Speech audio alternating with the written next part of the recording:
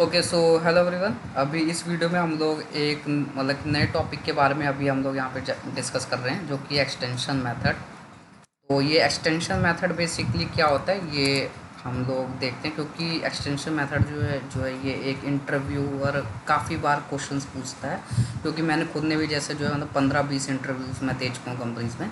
तो ये जो एक्सटेंशन मेथड का जो क्वेश्चन है ये बहुत ही ज़्यादा मतलब कॉमन क्वेश्चन है। तो ये मैक्सिमम टाइम्स जो है मतलब पूछ लेता है एक इंटरव्यूअर कि एक्सटेंशन मेथड क्या होता है। ओके, तो एक्सटेंशन मेथड को अगर मैं आपको गूगल पे ले चलूँ, जैसे कि लेट सपोज कि मैं मेथड इन सी शार्प कर देता हूँ मैं यहाँ पर। okay, मतलब अदर लैंग्वेजेस में भी होता है बट हम यहाँ पे सी शार्प के अंदर देख रहे हैं। तो गीक्स फॉर गीक्स का मतलब कुछ जो पेजेस हैं आप यहाँ पे आके पढ़ सकते हो गीक्स फॉर गीक्स वाले में।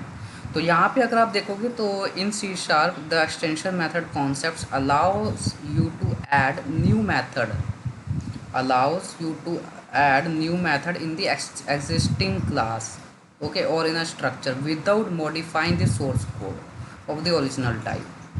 Okay, and you do not require any kind of special permission from the original type, and there is no need to recompile the original type. Okay, तो इस चीज़ को अभी हम लोग जो है मतलब एक बार थोड़ा सा डिटेल में समझ लेते हैं कि एक्चुअल में ये कहना क्या चाह रहा है।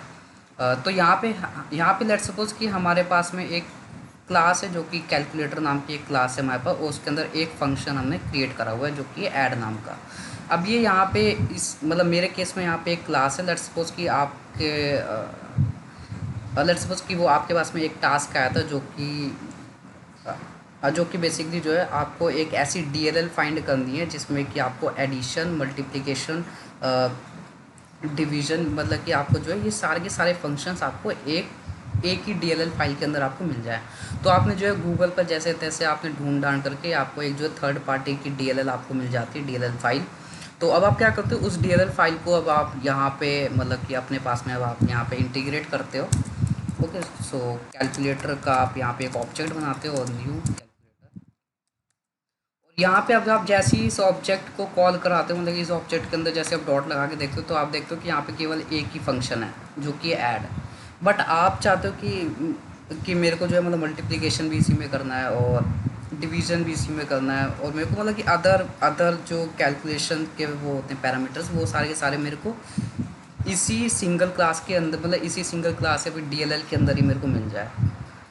ओके, तो अभी जो डेवलपर होता है, डेवलपर मतलब कि क्या करता है कि वो या तो वो अभी क्या करे, एक और नई क्लास बना ले, जहाँ पे कि वो जहाँ पर मतलब कि वो क्या करेगा कि ये सब्सट्रैक्शन, डिवीज़न, मल्टीप्लिकेशन जो है वो एक दूसरी क्लास में वो क्रिएट कर लेगा। और जो कैलकुलेटर वाली क्लास होगी, जो कि हमारे पास में ये जो डीएलएल है हमारे पास में लेट सपोज, तो वो क्या करेगा, वो इस कैलकुलेटर नाम की डीएलएल को बेसिकली जो है वो यहाँ से केवल जो है ये जो मतलब कि ऐड वाला जो फंक्शन है वो जो है इस फंक्शन का यूज़ कर लेगा। तो अभी यहाँ पर जो प्रॉब्लम क्या हो रही है, यहाँ पर अभी जो उस डेवलपर को मतलब कि जो है यहाँ पर दो दो क्लासेस को मतलब हैंडल करना पड़ रहा है। तो डेवलपर जो है मतलब कि ये चीज़ को बिल्कुल नहीं चाहता है कि अब उसको जो है, मान लो कि अगर वो जो है इसी सोर्स कोड को अगर वो किसी और को देता है, तो फिर तो फिर अभी यहाँ पर क्या होगा, जो भी मतलब कि दूसरा डेवलपर होगा, दूसरे डेवलपर को अगर मान लीजिए कि अगर उसको जो है किसी दो इंटीजर्स को अगर उसको ऐड करना है, तो वो क्या करेगा, तो फिर वो यहाँ पे कैलकुलेटर की डीएलएल का यूज़ करेगा ऑब्जेक्ट डॉट ऐड करके। और अगर उसे मल्टीप्लिकेशन या फिर अदर कैलकुलेशंस अगर उसको परफॉर्म करानी है, तो फिर डेवलपर क्या करेगा, तो फिर डेवलपर यहाँ पे जो भी दूसरी एक क्लास उस पुराने मतलब फर्स्ट डेवलपर ने क्रिएट करी होगी, तो फिर वो यहाँ पे जो है अदर क्लास 2 का ऑब्जेक्ट बना करके वो फिर जो है मतलब कि उसके ऑब्जेक्ट से फिर वो मल्टीप्लिकेशन, डिवीज़न, ये सारे के सारे टास्क परफॉर्म कराएगा। तो यहाँ पर ये बस एक इशू हो जाता है कि यहाँ पर अभी वो जो डेवलपर है उसको दो दो क्लासेस का यूज़ करना पड़ रहा है। तो यहीं पे रोल आता है हमारे पास एक्सटेंशन मेथड का।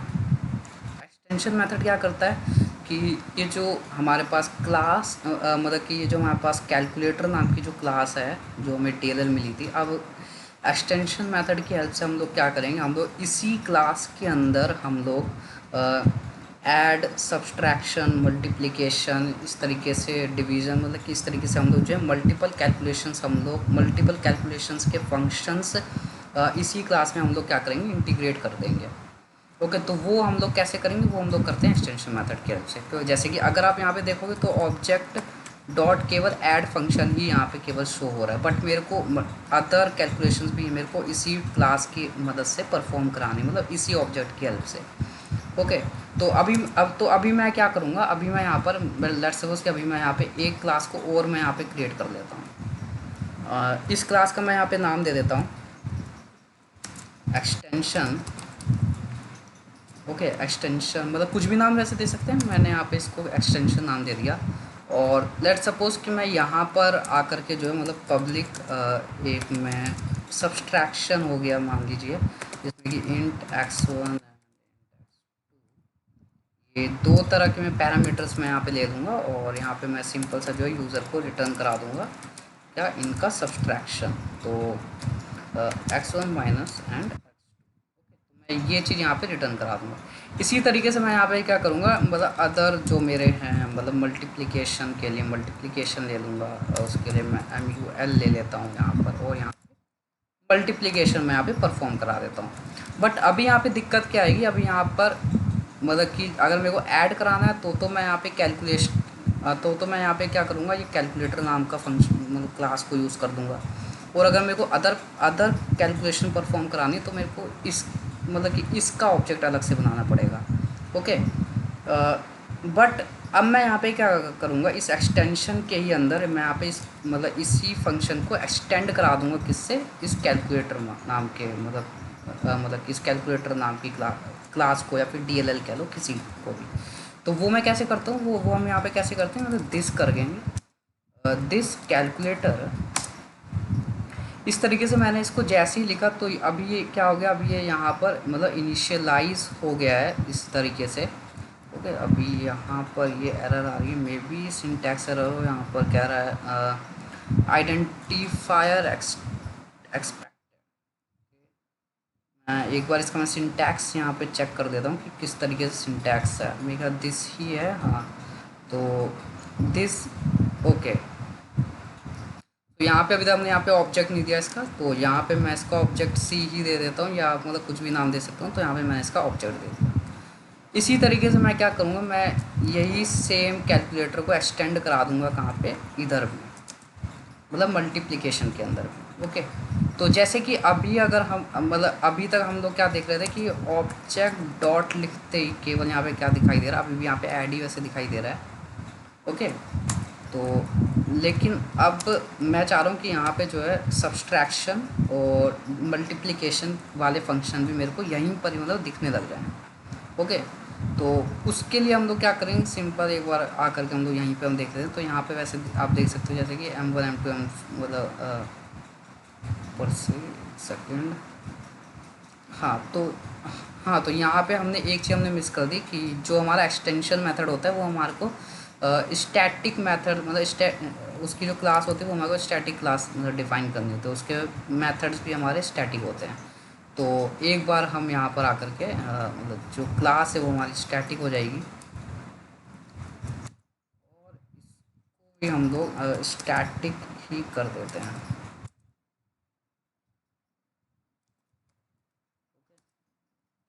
अभी अगर मैं यहाँ पे एक बार चेक करता हूँ तो मेरे पास में, हाँ, तो अभी जैसे कि अभी आप देख सकते हो कि मेरे पास मल्टीप्लिकेशन भी आ गया है और सब्सट्रैक्शन भी आ गया है, मतलब मेरे पास में जो है इसी कैलकुलेटर वाले मतलब कि अभी अभी जो फर्स्ट डेवलपर होगा वो क्या करेगा, वो सिंपल सा जो है इसी मतलब जो सेकंड डेवलपर होगा हमारे पास में, वो केवल जो है अभी अभी यहाँ पर बेसिकली जो है कैलकुलेटर नाम के जो क्लास होगी उसी का ऑब्जेक्ट बनाएगा, और अब वो जो है मतलब कि मल्टीप्लिकेशन ऐड वो ये सारे फंक्शंस का वो यूज़ कर पाएगा। ओके, तो और ये आप देखोगे कि जो हमारा एक्सटेंशन मेथड है वो हमारा इस डाउन एरो से मतलब डिनोट होता है। वो यहाँ पे अगर आप देखो होवर करके तो यहाँ पे बता भी रहा है कि ये एक्सटेंशन मेथड है। ओके, सब्सट्रैक्शन को भी वो कैसे कह रहा है कि डाउन मतलब डाउन एरो का यूज़ करके मतलब कि ये डिनोट कर रहा है इस तरीके से। ओके, कोई भी अगर एक्सटेंशन मेथड होगा तो वो डाउन एरो से डिनोट कर रहा है यहाँ पर। हम लोग एक काम करते हैं, अभी हम लोग एक बार इसको कंसोल करा के देख ही लेते हैं कि क्या आउटपुट आता है। राइट 9 एंड ऑब्जेक्ट डॉट पहले ऐड करा देते हैं कि यहाँ पे अगर मैं 5,9 और राइट, अब यहाँ इसके लिए मेरे को एक रीड लाइन भी कराना पड़ता है, तो एक बार रीड लाइन करा देते हैं। और अभी अगर मैं रन करता हूँ इसको, तो मेरे पास में ऐड करते 9, ओके यार ठीक है, मैंने सिर्फ 5,4 लिखा है। ओके सो हम मतलब कि ये ऐड हमारा सही होने लग गया। अभी अगर मैं यहाँ पर इसकी जगह पर एक सेकंड मुझे इसे स्टॉप भी करना पड़ेगा। ओके सो ऑब्जेक्ट डॉट, अगर मैं यहाँ पे मल्टीप्लिकेशन कर देता हूँ इसका, ओके तो मेरे पास 45 रिज़ल्ट आ जाना चाहिए। हाँ 45 आ गया इसका। ओके तो इस तरीके से हमारा मतलब कि एक्सटेंशन मेथड यूज़ आता है। मतलब होपफुली आपको क्लियर हो गया होगा कि एक्सटेंशन मेथड क्या होता है। अगर मैं इसकी एक बार और डेफिनेशन बता देता हूँ। एक्सटेंशन मेथड क्या होता है कि जो भी आपके पास में प्रीवियस क्लास है, अब आप उस मतलब कि हम चाहते हैं कि हम उसी क्लास को ही एक्सटेंड कर दें और फंक्शंस के साथ में, मतलब कि जो विदाउट चेंजिंग, मतलब कुछ भी हमारे को जो है चेंज नहीं करना, लेकिन अपनी जो प्रीवियस क्लास है उसमें हमारे को कुछ भी चेंज नहीं करना, कुछ भी हमारे को उसमें मॉडिफिकेशन नहीं करना। ओके बिना मॉडिफिकेशन के हम चाह रहे हैं कि हमारी जो फर्स्ट क्लास, जो भी हमारी डीएलएल थर्ड पार्टी क्लास है या फिर जो जिस भी क्लास के अंदर हम लोग एक्सटर्नल एक्सटेंशन मेथड इम्प्लीमेंट करना चाहते हैं, तो वहाँ पे हम अदर फंक्शंस को हम ऐड ऑन कर सकें। तो उसके लिए हम क्या करते हैं, यहाँ पर सिंपल सा एक्सटेंशन मेथड की हेल्प से एक्सटेंड करा देते हैं। सो